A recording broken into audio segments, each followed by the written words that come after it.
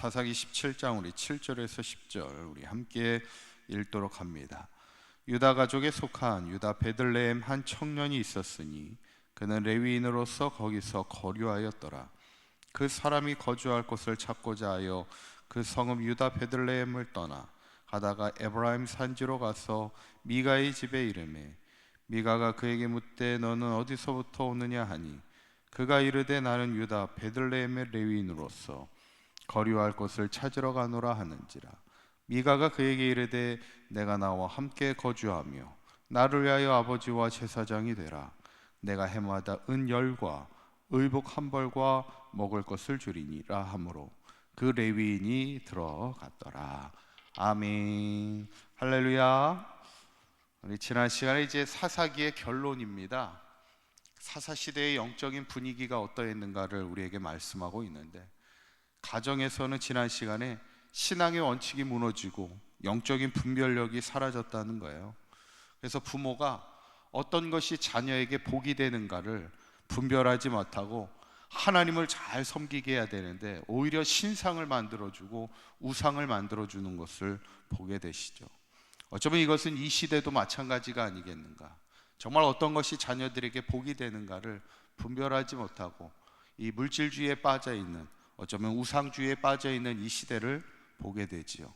중요한 것은 영적 시대에 가장 무너진 것이 하나님의 뜻을 분별하지 못하고 자기의 소견에 오른 대로 행하게 됐다는 겁니다. 그러다 보니까 영적인 질서가 다 무너져 가는 것을 우리가 보게 될 때, 그런데 오늘 성경을 보면 이제 개인의 신앙만이 무너지는 것이 아니에요. 결국에는 레위인이라면 이제 하나님의 성막에서 일하는 지도자라고 할 수 있는데 레위인의 신앙들도 다 무너지고 있는 것을 보게 됩니다. 7절에 있는 말씀을 보면 유다 가족에 속한 유다 베들레헴에 한 청년이 있었으니 그는 레위인이었습니다. 그가 이제 베들레헴에서 하다가 그가 이제 떠돌아다니는 것을 보게 됩니다. 레위인은 하나님의 중앙 성소에서 일하는 제사장을 도와 일하는 사람들인데, 이 레위인들은 각 성읍마다 도피성에서 또 정해진 성읍에서 일을 하게 됩니다. 그런데 아마도 일을 하지 못하고 떠돌아다닌 이유가 뭘까? 가장 큰 문제는 생업의 문제입니다. 왜냐하면 성도들의 신앙이 바로 섰을 때는 제사장들에게나 레위인들에게나 10의 1조가 드려지고, 소위 말하면 교회가 잘 운영이 되면은 이제 그곳에서 성직자들이, 교육자들이 일을 할 수 있는데, 개인의 신앙이 무너지고 개인들이 막 이렇게 자기네 신상들을 세우고 이러다 보니까 이제 성막이나 이런 일하던 레위나 제사장들에게 생업이 불가능한 거예요. 그러다 보니까 스스로 생계를 위해서 자리를 떠나게 됩니다. 쉽게 말하면 요즘으로 얘기하면 교회를 떠나서 목회자들이 자신의 생계를 스스로 책임지기 위해 떠나게 되는 것과 비슷하죠. 요즘에도 개척교회들이 어렵다 보니까 우리가 뉴스를 통해서 이렇게 듣는 이야기가 뭐냐면, 목회자들이 택시 대리 운전을 하기도 하고 이렇게 하기도 됩니다. 근데 대리 운전도 요즘엔 되지도 않아요. 그러다 보니까 목회자들의 어려움들이, 생계가 어려운 것을 우리가 보게 되는데, 어쩌면 이 사사 시대도 이제 영적인 질서가 무너지고 교회 공동체가 무너지다 보니까 제사장들이, 레위인들이 살 수가 없으니까 이제 생계를 위해서 떠나게 됩니다. 그러다가 오늘 성경에 보면 지난 시간에 얘기했던 미가의 가정에 이제 도착하게 돼서 그곳을 우연하게 만나게 됩니다. 그랬더니 미가가 그 제사장에게, 그 레위인에게 이렇게 제안을 하죠. 10절에 있는 말씀을 보면 한번 읽어볼까요? 시작. 미가가 그에게 이르되 내가 나와 함께 거주하며 나를 위하여 아버지와 제사장이 되라. 내가 해마다 은열과 의복 한 벌과 먹을 것을 주리라 하므로 그 레위인이 들어갔더라 그랬어요. 사실은 미가도 자신의 가정에 신상을 만들어도 안 되고, 신전을 만들어도 안 되고, 개인적으로 에봇을 만들어도 안 되고, 제사장을 두어도 안 되는데, 지금 레위인을 만나니까 미가는 그러면 우리 집에 제사장이 되어라 이렇게 제안을 하는 겁니다. 근데 이것도 문제인데 이 레위인도 그것을 듣고는 수락을 하는 겁니다.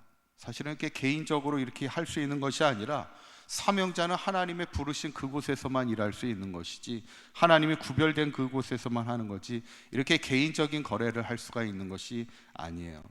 근데 레위인이 미가의 그 제안을 수락한 이유가 뭐예요? 이유는 하나입니다.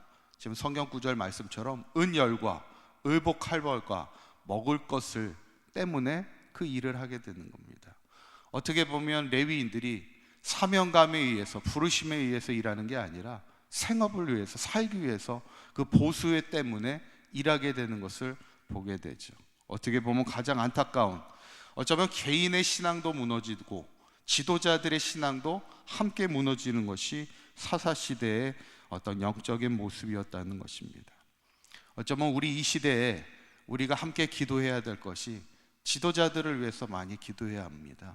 나라와 민족의 지도자를 위해서 기도할 뿐만 아니라 교회의 영적인 지도자들을 위해서 기도해야 합니다. 영적인 지도자가 무너지면 교회 무너지는 것은 금방입니다. 하나님이 저에게 주시는 비전 중에 하나가 뭐냐면 결국에는 다음 세대의 지도자를 세우는 것, 이게 우리가 정말 관심을 갖고 투자를 하고 그들을 위하여 기도하고 후원하는 일입니다. 왜냐하면 10년 뒤, 20년 뒤, 30년 뒤, 40년 뒤 그들의 지도자가, 영적인 지도자들이 세워지지 않으면요, 지금 신학교들이 다 미달되고 정말 사명감에 불타는 지도자들이 얼마나 있을까를 우리가 생각해 볼 때, 교회가 무너지는 것은요, 지도자가 무너지면 금방 무너집니다. 다음 세대의 리더들이 세워지지 않으면요, 교회 공동체는 존립이 될 수가 없는 거예요. 우리가 지도자들을 위해서 기도해야 되고, 특히 영적인 지도자들을 위해서 기도할 때 그들이 어떤 보수에 의해서 일하는 것이 아니라 사명감을 위해서 사명감으로 일할 수 있는 지도자들이 되고, 더욱더 영적으로 깨어 분별할 수 있는 힘이 있는 지도자들이 다 설 수 있도록 우리가 기도할 때, 이 시대가 앞으로도 30년 뒤, 40년 뒤, 우리 사강교회가 오늘 창립기념주일이기도 하지만 앞으로 우리 교회가 계속해서 부흥하며 하나님의 기쁨이 되는 역사를 이루기 위해서 지도자들이 바로 설 수 있도록 우리가 함께 기도하면서, 오늘 우리가 사사시대의 영적인 분위기를 보면서 개인의 신앙도 무너지고 지도자들의 신앙이 무너지다 보니까 교회 공동체가 다 무너지는 것을 우리가 보면서, 우리가 앞으로 우리 사강교회 온 성도들과 이 시대의 영적 지도자들이 바로 서서 새로운 시대의 부흥을 일으킬 수 있는 그 시대를 계속 이어갈 수 있도록 우리가 함께 기도하며 이 땅에 하나님의 나라가 세워질 수 있기를 주님의 이름으로 간절히 축원합니다. 기도하겠습니다. 고맙고 감사하신 하나님, 사사시대의 레위인들이 영적으로 타락하게 되고 질서가 무너지게 되고 공동체가 무너지는 것을 보게 됩니다. 우리가 특별히 이 새벽을 깨우는 우리 성도들, 이 시대의 지도자, 영적 지도자를 위하여 기도하게 하여 주셔서 지도자들이 먼저 신앙의 본이 되게 하시고 사명감으로 일하게 하시고 영적으로 깨어있는 삶이 되게 하여 주셔서 이 땅에 다시 영적으로 부흥하는 회복의 은혜가 되게 하여 주옵소서. 오늘 특별히 사강교회 창립 119주년 예배를 드리게 하신 하나님 감사합니다. 우리 사강교회 모든 성도들 모두가 하나님 전에 나와 하나님을 온전히 예배하게 하여 주시고, 우리 사강교회가 앞으로도 하나님의 기쁨이 되는 건강한 교회로 세워지게 하여 주시고, 특별히 죽어가는 이 시대 속에서 희망을 세워가는 우리 사강교회가 될 수 있도록 인도하여 주옵소서. 우리 주 예수 그리스도의 이름으로 기도하옵나이다. 아멘.